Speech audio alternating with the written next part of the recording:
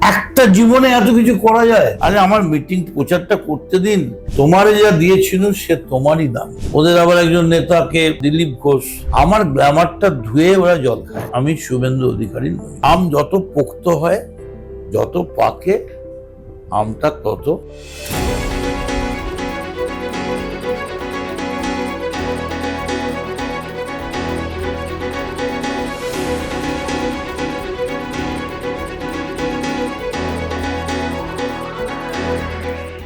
ওহ lovely. এই কথাটা শুনলে প্রথমে 8 থেকে 80-র মনে একটা মুখ ভেসে ওঠে। Don't know my name. MMA. Madan Mitra. Oh, lovely. Trinamool সম্প্রতি তাদের আসন্ন বিধানসভা নির্বাচনের জন্য প্রার্থী তালিকা প্রকাশ করেছে। সেখানে কামারহাটিতে তার পুরনো জায়গাতেই আবার দাঁড়িয়েছেন মদন মিত্র। আমরা আছি এখন মদনদার সঙ্গে। মদন বাবু, 74 জনকে এবার আপনাদের দলের বিধানসভার যে প্রার্থী তালিকা, পুরনো বিধায়ক 74 জনকে বাদ দেওয়া হয়েছে। মদন মিত্রর ওপর কোথায় এত কনফিডেন্স যে আবার সেই একই জায়গায় আপনি দাঁড়িয়েছেন? দলের কনফিডেন্সটা কোথা থেকে আসছে? দেখুন, দল আমাকে আমার উপরে আস্থা দেখে আবার মনোনয়ন দিয়েছে। এর জন্য আমি মমতা বন্দ্যোপাধ্যায় এবং অভিষেক ব্যানার্জির কাছে কৃতজ্ঞ। তবে এইটুকুন আমি বলতে পারি, দলের ক্ষতি হয় এমন কোনো কাজের সঙ্গে আমি কোনোদিন লিপ্ত ছিলাম না, এবং সবসময় আমি দলের পক্ষে লড়াই করে গেছি। দলের বিরুদ্ধে কখনো আমি কোনো রকম বেইমানি করিনি। আমি শুভেন্দু অধিকারী নই।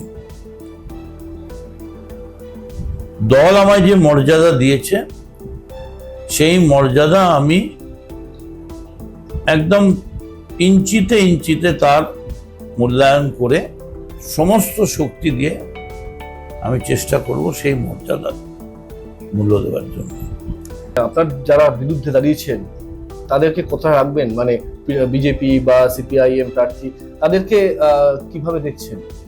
বিজেপিকে রাখবো মানে বিজেপি এখন মহাকাশে রয়েছে, শূন্যে ঘুরছে।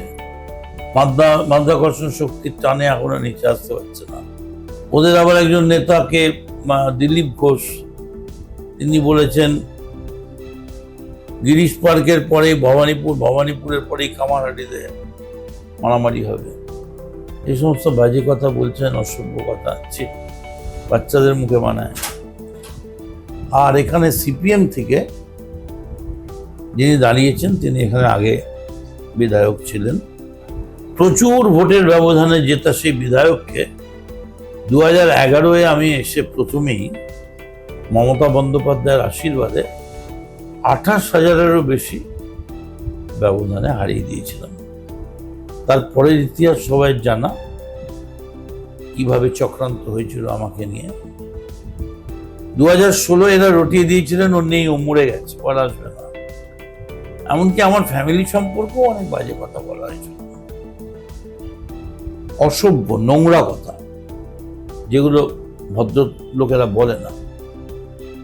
কিন্তু 21 সালে আর মানসবাবু, মানে সিপিএম প্রার্থী, দাঁড়াননি।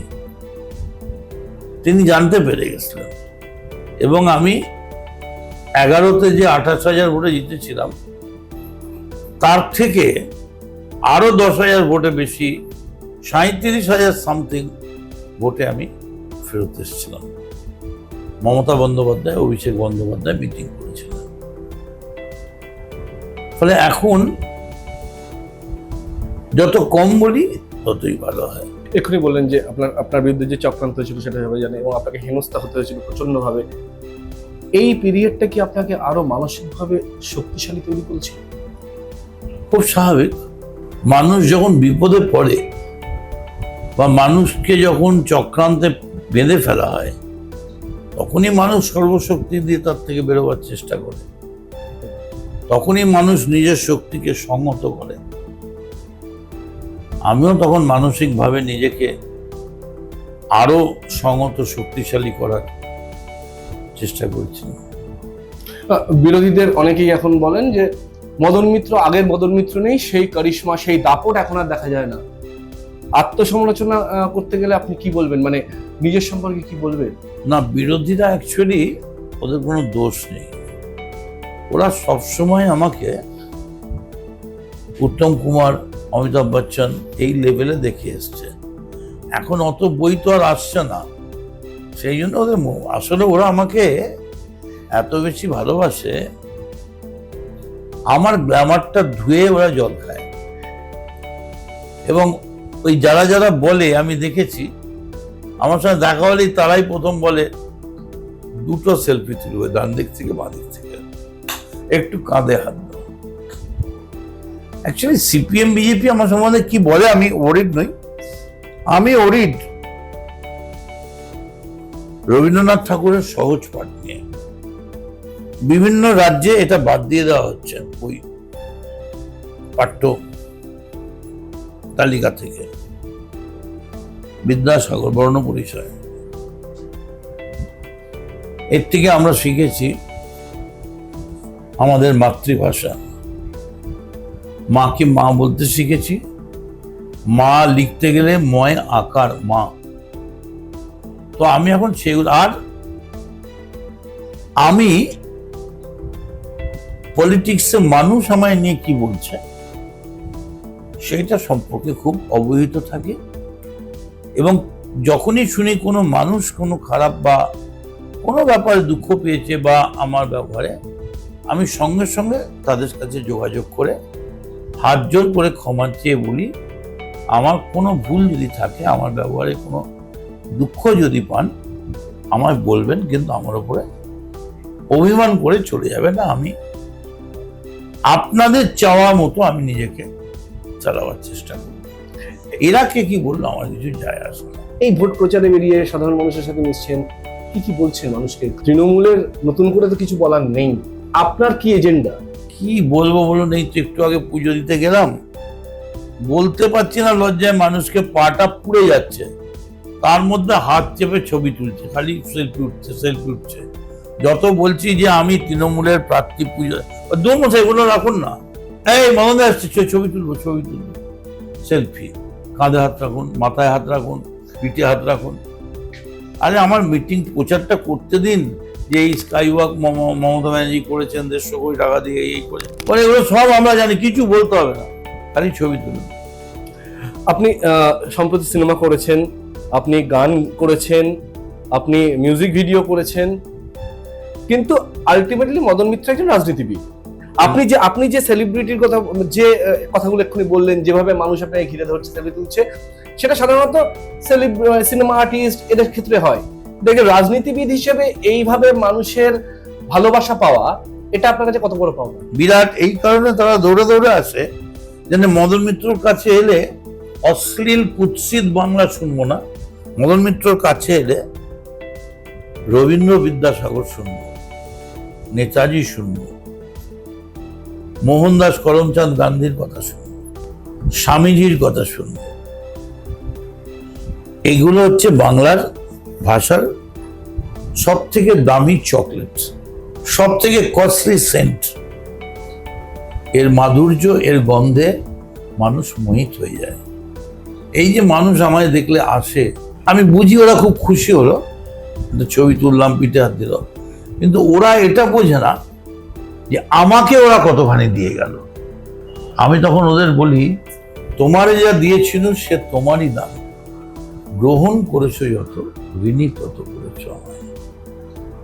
প্রত্যেকটা সেলফির সঙ্গে আমি তার কাছে ঋণী হয়ে যাই, কারণ আমি এমন একজন সাধারণ মানুষ।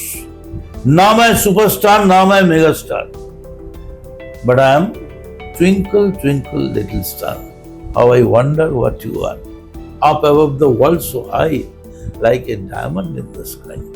এই যে মানুষগুলো দৌড়ে দৌড়ে আসে, বাচ্চাগুলো দৌড়ে দৌড়ে আসে, আবার বাবা মা ছবি তোলার পর বলে দাঁড়ান বাচ্চাটাকে নিয়ে তুল। এমন অনেক বাচ্চাকে কোলে দিয়ে দেয় আমার 2 মাস 3 মাসের, আমি ট্যাকেল করতে পারি না। তারা ভাবে বোধহয় দিল্লির ডাকাতের হাতে পড়েছি, তারা বেউ বেউ করে চিৎকার করে কাঁদতে আরম্ভ করে। ন্যাচারালি অমিত শাহদের ডাকাতের মতোই দেখতে।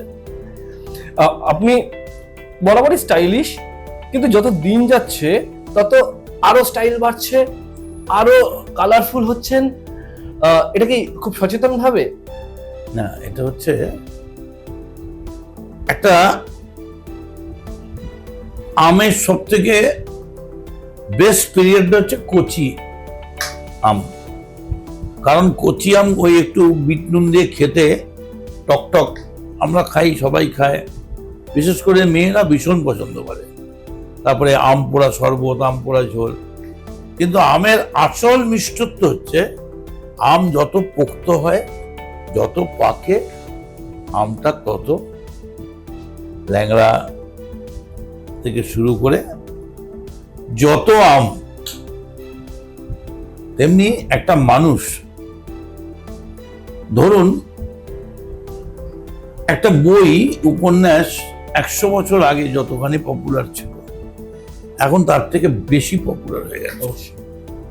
কারণ যত দিন যায় মানুষ তার রস আস্বাদ গ্রহণ করতে আরো বেশি খুশি হয়।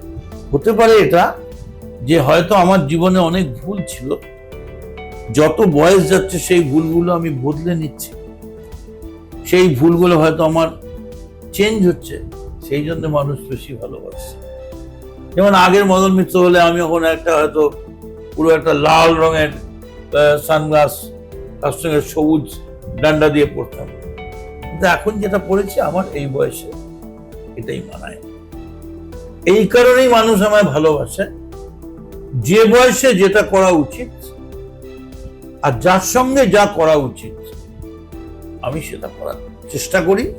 এক কথায় আমি ভদ্রতা মেনটেন করার চেষ্টা করি। আপনারা তো দীর্ঘদিন বিরোধী হিসেবে ছিলেন, তারপরে আপনাদের প্রথম যে 5 বছর যখন আপনারা সরকারে, তখন সিপিআইএম বিরোধী হিসেবে ছিল।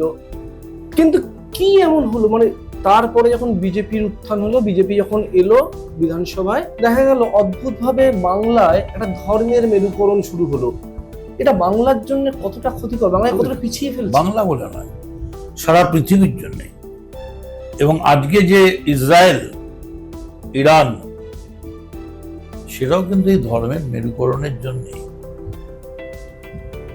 ধর্মের মধ্যে বিভাজন, একই ধর্মে একদল একটা নীতিতে বিশ্বাস করে, আরেকজন আরেকটা নীতিতে বিশ্বাস করে। এই ধর্মের কারণেই কিন্তু আজ সারা পৃথিবী জুড়ে লড়াই। এটা তো বাংলা সংস্কৃতি ছিল না, সংস্কৃতি কোনদিন ছিল না। এবার ভবানীপুরে আগের বারের মতনই মমতা বন্দ্যোপাধ্যায় দাঁড়িয়েছেন, ওনাকে চ্যালেঞ্জ জানাতে চলে এসেছেন শুভেন্দু অধিকারী। আদৌ কি চ্যালেঞ্জ জানাতে পারবেন? পাগল পাগল, ওর আমও যাবে, ছালাও যাবে। ওর এলওপি বলে ওর লস অফ প্রফিট হয়ে যাবে। মমতা বন্দ্যোপাধ্যায় দাঁড়িয়েছেন, আমি তার প্রচার করতে পারছি না, একটা দেওয়াল লিখতে পারছি না, 10 জন আড্ডার মধ্যে গিয়ে বলতে পারছি না কেন মমতা বন্দ্যোপাধ্যায়কে 10 জনের মধ্যে 10 জনকেই দিতে হবে, 9 জন দিলে হবে না। রামকৃষ্ণকে গিরিশ ঘোষ বললেন পয়সা না দিলে দেখতে যাবো, বলে কত আছে, 1 আনা 2 আনা 7 আনা, বলে না দিলে পুরো 16 আনা নেব। তেমনি বাংলার কাছে আমাদের আজকে আবদার, দিলে মমতাকে 16 আনা দিন, আর সেই 16 আনা আমরা খরচা করব না, 29-এ কাজে লাগাবো। এত বছর ধরে মমতা বন্দ্যোপাধ্যায়ের সঙ্গে আছেন, সুখে দুঃখে সারাক্ষণ সবসময় সঙ্গে, কখনো অভিমান হয়নি, কখনো মন খারাপ হয়নি?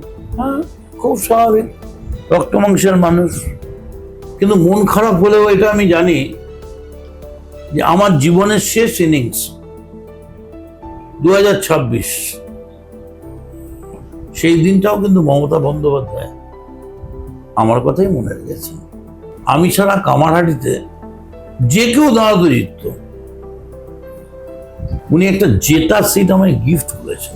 নির্বাচন ঘোষণার পর প্রতিবারই প্রশাসনিক রদবদল হয়, কিন্তু গত কয়েকদিন ধরে যা হচ্ছে সেটা কি সব রেকর্ডকে ছাপিয়ে গেল? সব সুম্বন লড়াই, এই জিনিস কোনোদিন নয়।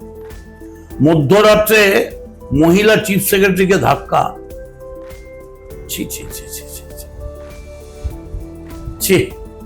এরা ভারতবর্ষের কংসের ক্যারেক্টারটা ফিরিয়ে নিয়ে এলো, হিরণ্যকশিপুর ক্যারেক্টার। এলো ওরা লোহার হাত করি নিয়ে, নখ যাদের তীক্ষ্ণ তোমার নেকড়েচ্ছে, ওরা মানুষ মারার দল।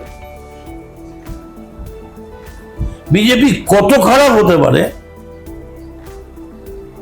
বিজেপি পাওয়ারে এলে মানুষ বুঝতে পারত, কিন্তু বিজেপিকে খারাপ প্রমাণ করার জন্য আমরা তো আর বিজেপিকে জায়গা ছেড়ে দিতে পারি না। সিপিএম পার্টিটা খুব হিংসুটে, murderer of democracy in India.